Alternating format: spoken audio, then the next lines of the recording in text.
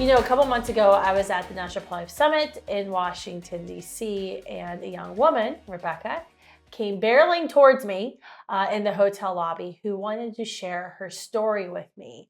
And as she began to tell her story, I knew it was something you needed to hear about because I think her story, her courageousness demonstrates just how important our work is in the pro-life movement. I think sometimes when we're on social media, we're posting videos or posting reactions to the news, engaging in conversations, we can lose sight of the fact that there are people who are paying attention, people who are reading, people who are watching, who are looking for information, who desperately want to find out the truth, who may be grappling with their own unplanned pregnancy or a potentially abortion situation. So I wanted to have Rebecca on today. I'm at her campus at the University of Alabama, Birmingham for my spring tour, which is why my hair looks the way it does, because Kristan's hair does not do well in humidity. Little tip for you. But before I leave and head on to my next campus, I wanted to bring Rebecca on. So Rebecca, welcome. Hi. It's not going to be a hard interview. It's nothing hard hitting today. We're just talking about your story. And I want to thank you for having the courage to share it with me privately. And then when I asked, can I tell the world about it? You were like, yes. Sure. So today was very special for me. And my mom was very upset this morning at 5 a.m. when she and my dad were driving me to the airport when she found out I was coming to hear you, because apparently I was also supposed to buy her a plane ticket to see you again and to meet someone special. But you tell me why you wanted to meet me at the National Pro-Life Summit and came to DC. So growing up, I say growing up, but when I was younger, I had watched your videos. I love watching your videos. It wasn't that long ago. I'm not that old. It wasn't that long ago. It wasn't that long ago. So I was like, not when I was little. Just to clarify. Just younger. I watched your videos. And I just thought they were so cool. I always wanted to meet you. And then I had my own unplanned pregnancy my sophomore year of college, which was an interesting experience. And so I got through it, but I watched your videos and I was like, that's really what got me into kind of the pro-life movement, really was having my own kind of situation. And from there, when I was at the National Pro-Life Summit, I saw you and I was like, I have to talk to her. This is my moment to shine. And so then, I made it happen. So. You did. You did. And normally when people come barreling towards me, I can get a little nervous. Yeah. But obviously at the Students for Life National Summit, I knew it was, we were going to be okay. But you mentioned you had your own unplanned pregnancy. Yes. And then what happened with your unplanned pregnancy? What do you mean?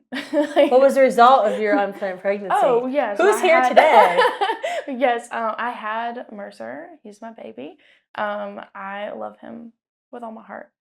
He's the most beautiful, amazing thing I've ever experienced in my whole life. But that's a very interesting first name. Where did you get the first name Mercer, I Rebecca? wonder where.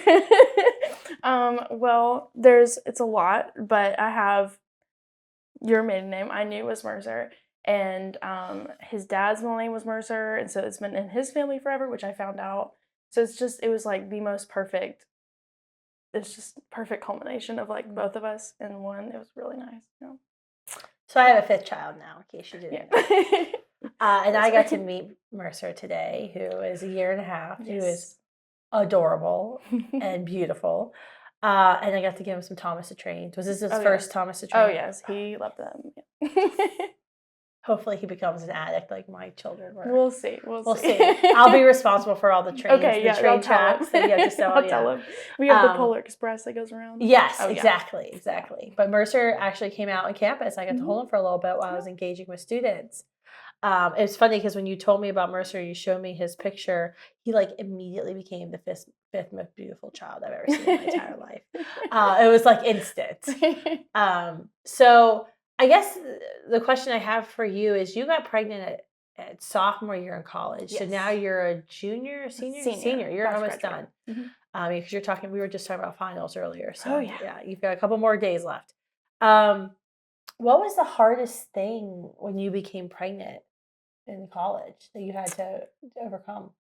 I think, well, I went into college as a chemistry major, and I was dead set on the medical field. Mm-hmm. And I always knew I wanted a family, but I was very career driven to a certain extent. I really wanted to be a doctor or like a PA or something.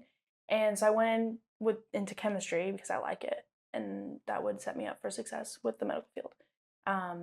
So then when I found out I was pregnant, I had to switch majors, and I was trying to figure out if I was going to graduate on time. Continuing school and not just dropping out was a big decision that I had to make. Sure. I talked to a lot of people about it. Everyone said stay in school. So I'm really glad that I did. But I think looking at the finish line and seeing that even though it was, a year and a half or 2 years away, it was still achievable for me. That Do you was feel probably like the the hardest school part. helped you make that decision?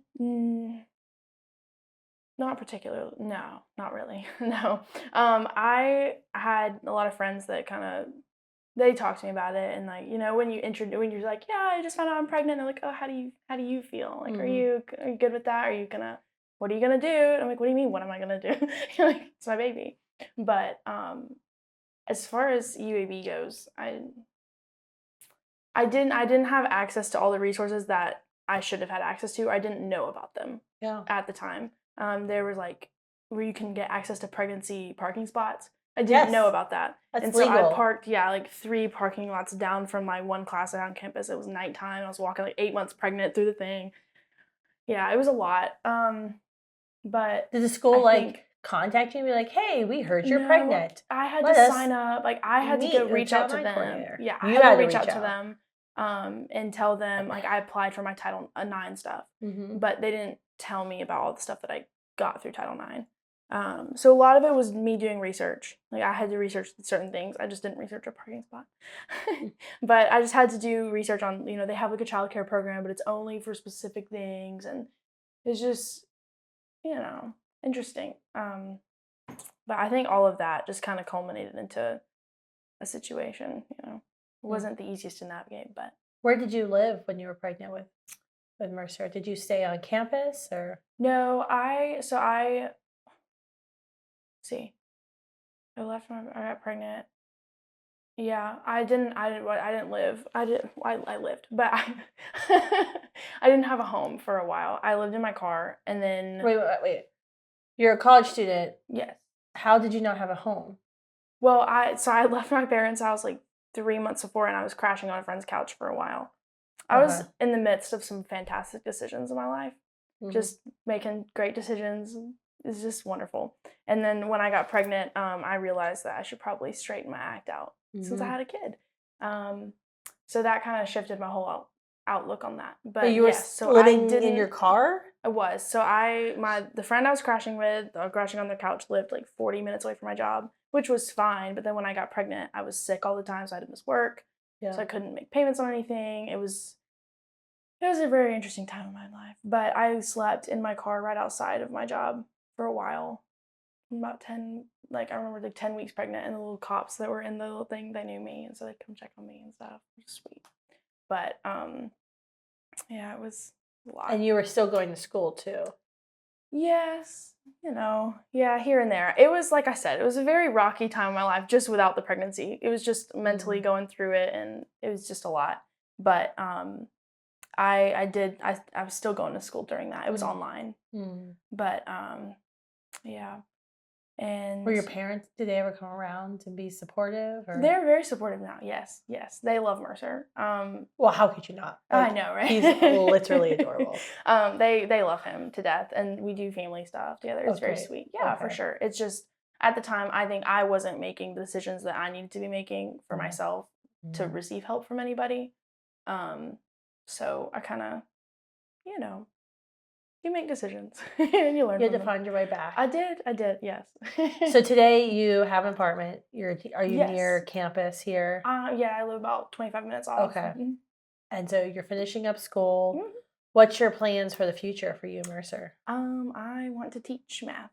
Yep. Awesome. And then homeschool. And homeschool your son? Yes. Those are my plans. I teach math for a few years until he's ready to. Yeah? Yep. And then I'll retire or whatnot. Take a leave of absence for 18 years. So yeah, exactly. Or That's my plan. how many years it takes for school. Mercer's very smart, so he'll probably be in college by 12. Yeah, we'll see. He's very He's already in college. And That's true. He was already on a college campus today talking to students about abortion at 1.5 years old. So he was doing a really great job. Yeah.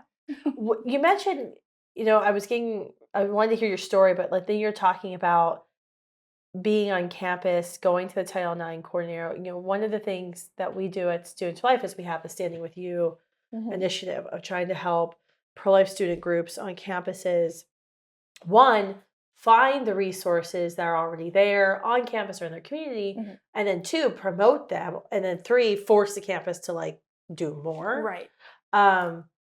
That's something that's so near and dear to our heart because it's it's the flip side of the coin of advocating against abortion also means supporting women and families. Right. And it's so sad that you would think, these are state universities, they're federally funded. Title IX is a federal mandate. And so, yes, there has to be like all kinds of accommodations made for pregnant or parenting students. But then you're saying you had to research it. Did you ask like the Title IX coordinator, hey, are these things? Or they were just like waiting for you to ask them before they told you? I got tested at UAB right before one of my classes. A pregnancy test. Yes. Okay. Found out I was pregnant, went to class. It was a lot. It was very overwhelming. And I think the next day or the day after, very soon after, I went to the Title IX person and I just talked to them. I was like, hey, I find myself in a situation. I didn't know if there were housing options or what is, just any kind of resources you could give me. And she basically said, you just apply for Title IX through us, but there's not really much. What does apply for Title IX mean? Just accommodations for classes? Yeah, you had to like put in a form and submit it with proof of your pregnancy and like your doctor's appointments and things like that. So I had to do all of that, which was fine, but I just think that. Was there like a brochure? No. Like, hey, you're I didn't pregnant. receive one. Here's where you go. Here's what we offer. If you run a Students for Life group or any pro-life group, you can go to standingwithyou.org and get your free, we have a template where it's like a Standing With You guide on campuses that you can go fill in. Not to make it a commercial, but that was a commercial because it's so frustrating because we even have like a template that pro-life student groups or any student for life group, I know you're involved in Turning Point, can go and like fill in the blank and ask those questions because sometimes you don't even know the questions to ask to fill in the blank and then pass it out on campus because the schools don't even have. We have a bill right now in front of the U.S. Congress. It passed the House of Representatives the day before we met. It's waiting for a vote in the Senate. I'm not holding my breath. I don't think Chuck Schumer is too friendly with it. But it's just the Pregnant and Parenting Student Bill of Rights. So all it says is you as a university have to, in your student handbook, have like a bill of rights. Like pregnant students, parenting students have these rights. Here's where they can go to make sure they're served. And you would not believe the Democrats who lined up in opposition against our bill because it didn't advocate for abortion. And they literally said it was going to be too triggering to put in the student handbook where you could go for help if you're pregnant. That was triggering. How do you feel about that? As someone who's lived it. No, I think that I obviously am not for abortion, but I think that if we are trying to actually support students who find themselves in a situation, that's not really a form of support. No. I think supporting is actually helping people. Right, exactly. Yeah. So if you want to choose to have your baby and finish school and do all the things that you can do, fully capable of doing, completely possible, then we won't help you do that. That's crazy. How, I guess, so you've got it figured out. You were asking the questions. You were going to the right people. How has been balancing motherhood with being a student gone? I'm sure it hasn't been like super easy. It hasn't been the easiest, but it's worth it. I'll say it's worth it. I think that's why for my first year, so when I was my third trimester of pregnancy, and then into when Mercer was about 6 months old, I had online classes that I changed my major just to do online classes because I couldn't be away from him and I couldn't bring him with me all the time. So that was fine, you know, because I was doing classes at home and I was having the baby, and it was nice. And then I switched my major back into STEM, and because that's really what I wanted to do. And I went back into classes, and the very first thing I did was I emailed my professors and like, hey, I just want to let you guys know that I have a son. He's like 6 months old. You know, I don't really have many places to put him, you know, so sometimes if something happens, he may have to come to class with me if that's okay. And my professors are all super, super great with it. I've brought him into a lot of my classes and they'll hold him for me while I do my work, which has been very nice. It's a very welcoming environment in that sense. After the baby's born, it's very welcoming. But I think as far as just mentally and emotionally, it sometimes is a battle. But I just kind of have to remember what I'm doing it for or who I'm doing it for. That's for Mercer. Yeah. Well, you think you said it's a battle mentally, emotionally, just being exhausted all the time. Yes, exhausted all the time. He's a toddler. And he's definitely a toddler. A whole new stage. Preventing him from killing himself today was the goal. It was really the goal. Running towards traffic was. So I mean, that's a lot of work to do in addition to the school. But I mean, I think about whatever stage in my life, I'll either be working and having to deal with that, or I'll be in school having to deal with that. Right. So I think you actually have more energy now. Yeah, I think it's completely possible. You get less energy the older you get. So just think of it. You have the most energy now. Oh, joy. It's going to wane every single year. So that's the good thing about having kids young. That's how I was thinking. You know, have the more youthful vigor. Like if I were to have a toddler right now, I was getting exhausted today. I was like, all right, I could do this. I could do it. But I'd be really tired. I'd be really tired at the end of the day. I guess, what advice would you give if you met somebody, like we were out there tabling today on campus, you weren't able to stay the whole time because shock, 1.5-year-old didn't want to be out there in the sun all day, even with all my awesome trains. What advice though would you give to a girl if a girl like had walked up to us today and said, hey, I think I'm pregnant. I don't know what I'm going to do. Like, should I stay in school? Like, should I keep this baby? What would you, as someone who's kind of experienced this and lived it, talk to her about? Yeah. I think it's different for every kind of situation, but I would definitely tell her that it's possible. Because a lot of the whole pro-choice thing is that it's not possible. You can't do it. And that really just puts women down, which I don't agree with. So I think just empowering her, making her feel cared for and supported is really the most important thing, because I think a lot of it is they genuinely feel like there is no other option. So just telling her, you know, there are options. You can get through it. You can graduate. And then you'll be even more proud of yourself after you graduate, because you knew that you did it while having this as well. But I think also is mentioning the fact that like children are not like a curse. Like it's the most incredible experience you'll ever have, you know? It's just wonderful. And they just bring like a whole new light to your life and you're so excited, you know? And then I want to graduate and I want him to be there. I want to show him, you know, like, look. Oh my gosh, those are going to be the best graduation photos. I know, he's going to be on my hip. Yeah. I can't wait. Got my degree. Did you have a little cap? I thought about it. I just don't know where to get one, like a tiny cap. I've looked it up, but I don't have like a green one. Let's this right now. Like a green cap. Baby green graduation cap and gown. I'm going to find it. We're going to make this happen, girl. We even have pro-life graduation cords at Students for Life, or students can order them for free. Have you ordered the pro-life? No, because I got my YAF one, but I don't have a Okay, now I'm offended. So I didn't know you had one. Yes, we've been sending out emails and text messages. All right, so we have. Not to me. It's So I haven't seen what the website is. I think it's like studentsforlife.org, probably like grad cord or something similar to that. But yeah, you think it'll be here in time?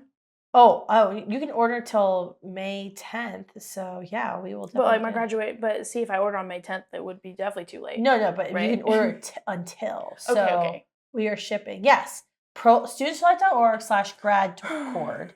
And you can order a pro-life graduation cord, and it's free. I really hope it gets here on time. All right, I will order it. I'm sending a text to myself right now. Rebecca needs a grad cord, and baby Mercer needs a grad outfit. All right. Yes. This is why I keep my phone next to me while I do podcasts, because I get action items, needs an outfit. I will work on this tomorrow. Just make sure you text me your address later. Okay. Actually, I think I have it. You have it. Okay. So yes, graduation, baby Mercer has to be there. What Absolutely. I think that was great advice you would give to a woman, a young woman in crisis. But what advice would you give to, like, I don't know, pro-life groups on campuses or college administrators? Like, what did you need that you didn't receive, or that you found but it took way too long? Like, what would have been like the ideal, like, you're pregnant as a college student, let us help you. Yes. I think definitely flyers up would have been nice, maybe, something Flyers like that. about Even just if you find yourself in a situation, it doesn't even have to be we're pro-life or anything, because that Yeah. can scare people off. But just some kind of resource or a brochure, like we discussed, that would have been useful. A brochure in the Title IX office, that would have been good. Did you get Hand them anything out. when you took the pregnancy test at the health center? Did they like They gave me adoption stuff, adoption information about adoption, and then I've like an abortion handout and an adoption handout is what I got. nothing about No, becoming a parent? I was like, yeah. This is a fairly funded university, people. But I think that even So, like, the even health just center needs this yes, standing with absolutely, you guidebook too. yes, information about resources. It doesn't have to be specifically for pregnancy. It can be for post-pregnancy. So you have, That's right. all your WIC and your SNAP information on there. I think would have been very useful, because that's all stuff that I had to figure out, outside of school, like completely on my own. Qualifications for that, how to apply, things like that, Medicaid for your appointments and things like that are completely covered and funded if you need them. I think all of that information would have been very useful to have very early on. Yeah, because I think you need that information. Like, even if you don't need those benefits right away, to know, Yes. like, okay, I don't have to be like in this moment of panic. Right. Like, there are things that It is are very possible. confident I can get help for. Yes. Wow. I think that would have been all in one nice brochure. Just would have been amazing. I think that this is information that I don't necessarily want you to have. So we need to do a commercial with you, Baby Mercer, with our Standing With You campus guidebook. And we'll just make it national. This would have been great. This is what I needed. All the information at my fingertips. Oh, it's so frustrating, because it's like, it's right there, but you just need someone on campus to do it. And if the Title IX office or the administration's not going to do it, it's going to be up to the pro-life advocates on campus who are going to have to do it, and then push to constantly. And this is something when I said, sometimes when I talk with student groups about, like, leaving signs of hope, like constantly advertising the Standing With You website, or, hey, did you know we have free diaper decks or babysitting nights, or just, there's lactation rooms on campus, and it's in this building, this room, this building. And even if no one's like at that moment, like, oh, I need the lactation room, it leaves that sign of hope for someone like you who's walking on campus going, oh, maybe I could do this. Like, just if you constantly leave those signs, and it's like little breadcrumbs, because no woman, like, even, the girls we were talking to today, who were pro-choice, every time I would ask them, like, well, would you have an abortion? They're like, no, but they were like just afraid that there might be like this situation. There's a girl who's in a situation who needs desperate help and can't. And it's like, well, maybe we need to do a better job of, like, promoting all the resources that are out Yeah, there. absolutely. I agree. That would have saved a lot of strife. What I guess one question I had was, at one point you said you didn't think about abortion. Did you ever think about abortion when you were pregnant? Like, I don't know, it feels like kind of a low point living in your car and being exhausted, and first trimester exhaustion and sickness. Like, did you ever consider abortion, or were you always like, no, I don't have to? Like, in my head, of course, like this would be an easy way out. No one would know, that kind of thing. But I think for me, I've always understood the humanity of the child, and so I just don't think I could. No. I just don't think I could do it. I couldn't go through it. The thought crossed my mind. Of course, everyone has bad thoughts about, like, I don't know specific, any. Yeah, I don't know any woman who's overcome an unplanned pregnancy situation who hasn't said, like, yeah, the thoughts come into my mind. The thought crossed my mind. I was like, I'm not ready for this. Like, I'm 19. Like, I can't. I just can't do this right now. But I think what I found like week by week, and I like tracked his growth like a fruit, and that helped me. It really helped me like think about what was going on with him instead of focusing on like just how I felt about the situation, like thinking about, oh, like this week he has fingerprints, or oh, this week like applying a humanity to him even though I couldn't see him. Because even if you understand that it's a human, it can still be hard because you can't see them. It can be difficult to process what's going on. But I think that is what really helped me get through any bad thoughts or negative feelings. I consider adoption. I've considered a lot of stuff, but I just he was mine. Yeah, I couldn't do it too. He's so sweet. He's destined to change the world, and I think you certainly have put him on the best path forward, making sure you finish school. I mean, I think that's so important that you didn't drop out of school, that you kept going for, even though you've had to change kind of your major and focus a little bit, because statistically, you've put him into the best path forward, right? Getting your degree and bettering yourself, he's going to be better off long term. And so I thank you for your courage on that, because I think that you're right a lot when the pro-abortion crowd, they sell women short. Like even after you left, I was talking to a young woman today who was kind of making the same. Well, if I just can't take care of it, you just can't. I'm like, well, who says you can't take care of a child? Exactly. Who's told you that you wouldn't be strong enough to do it? And I don't think any of us really know how strong we are, right, until we're being pushed to the maximum. But I think you've proven you're an incredibly strong human being. So it's an honor to meet you, and it was such an honor to meet Mercer. And I guess I have to come back to Birmingham and next time bring my mother, please. Because so she's upset with you again. She's very upset. So we're gonna switch gears now, and we're gonna go to some questions that we received from our viewers at the Kristan Hawkins Show, either on Circle or on social media. And I've got Rebecca here, so maybe she can answer two of the questions before we wrap up.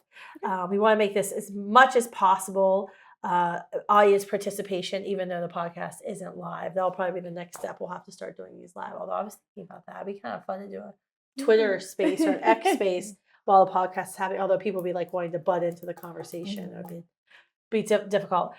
So I want to ask, there was two questions that came up, so I was going to read them out loud, and then maybe you or I try to answer them to the best of ability. And I haven't read them in advance, so who knows what these are. I'm just warning everyone now.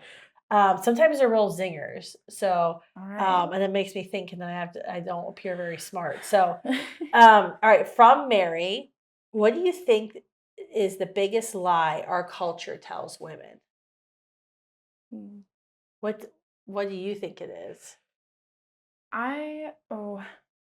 That's a good one. I think there's a lot. I know. Like the biggest one. Like, what's the biggest one that they lie about? That feminism is freeing. That considering yourself to be like above that's like a freeing mentality, and I don't think that it is.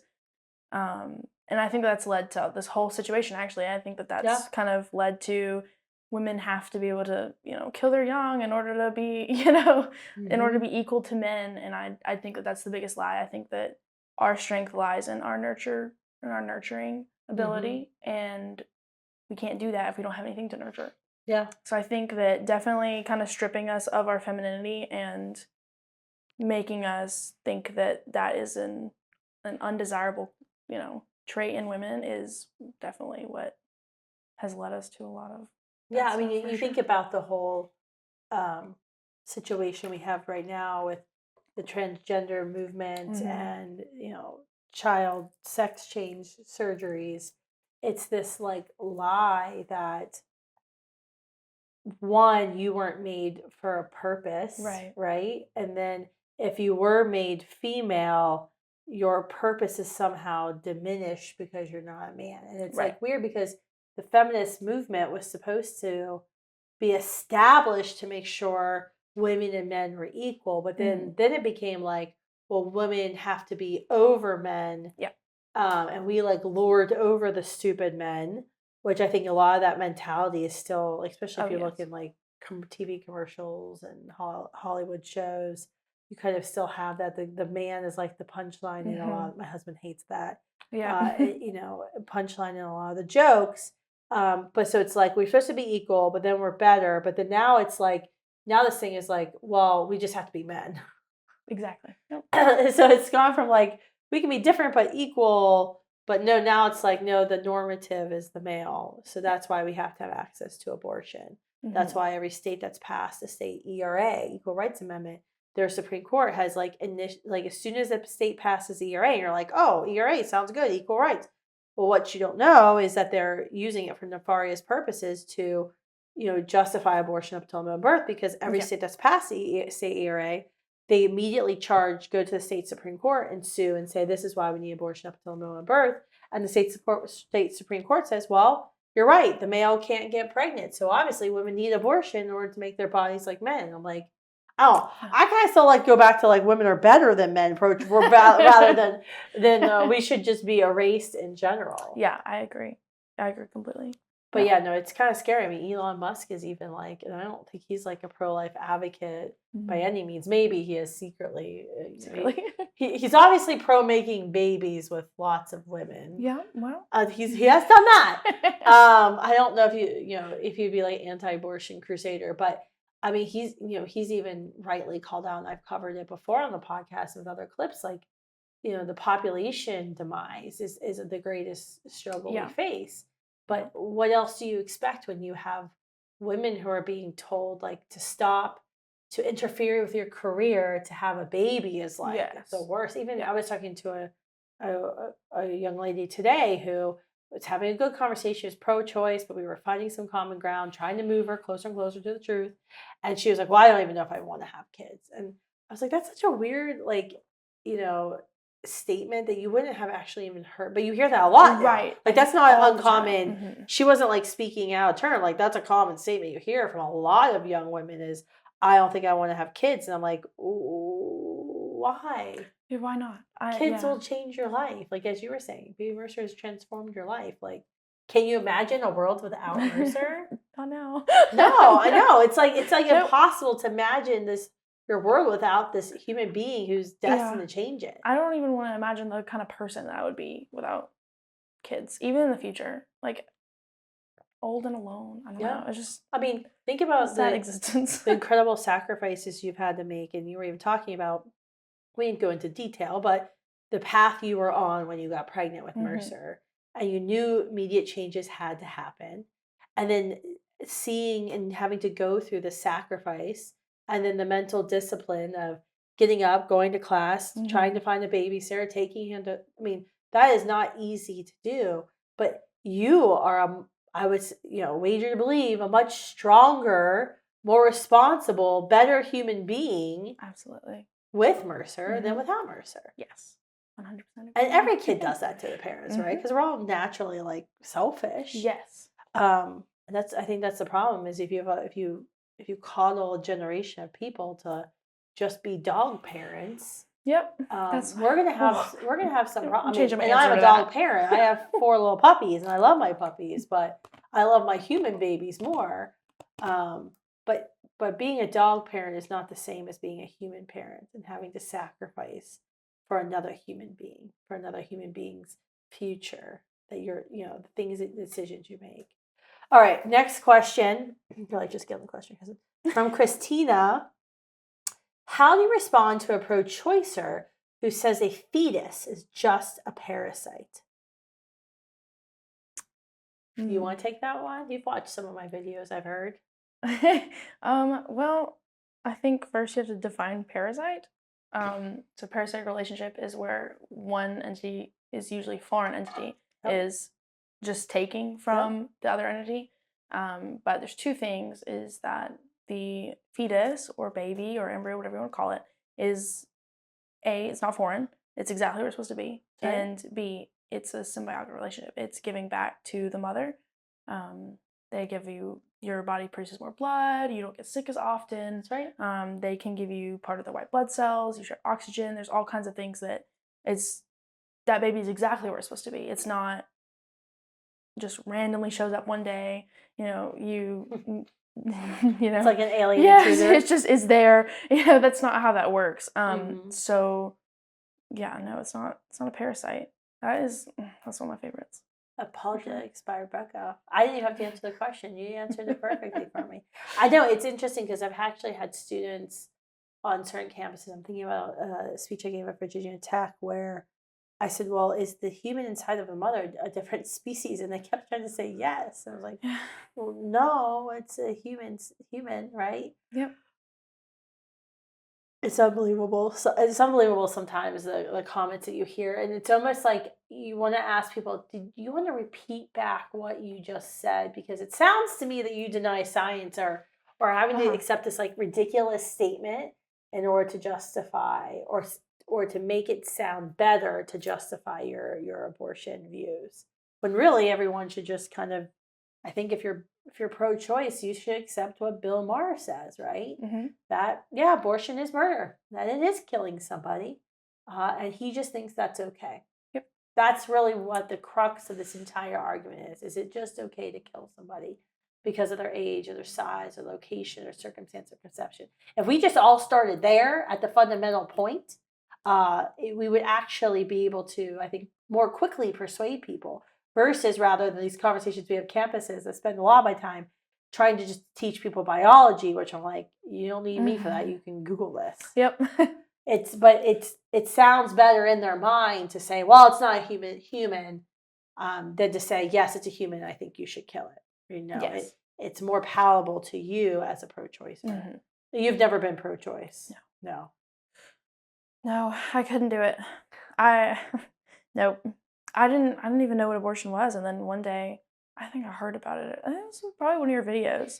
I was like, "What in the world?" And I was like, "Oh my god, nope!" And I was like, I'm never gonna be in that situation. But like, if I was, and then I've always had people like, "Oh, well, what would you do like if you were like that?" I was like, "Well, actually, let's talk about it." What happens when you have that conversation when someone says that to you?